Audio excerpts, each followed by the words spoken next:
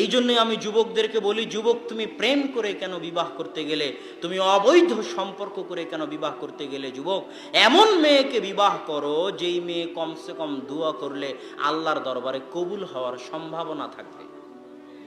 আর এই ধরনের অপবিত্র যে বিবাহের পূর্বেই তোমার সাথে প্রেমে লিপ্ত হয়েছে, সে বিবাহের পরেও আরেকজনের সাথে প্রেমে লিপ্ত হবে, এদের দোয়া আল্লাহ কবুল করবে না।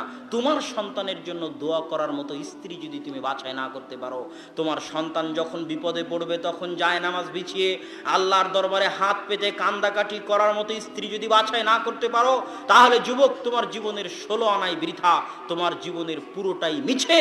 অতএব নিজে পবিত্র থেকে পবিত্র স্ত্রীর অনুসন্ধান করো, যার সাথে প্রেম থাক, তওবা করে ফিরে আসো এবং পবিত্র পরহেজগার মেয়ে বাছাই করো, যাতে কমসে কম জায়নামাজ বিছিয়ে আল্লাহর দরবারে হাত পেতে 2 রাকাত সালাত আদায় করে তোমার সন্তানের জন্য, তোমার জন্য আল্লাহর দরবারে দোয়া করতে পারে।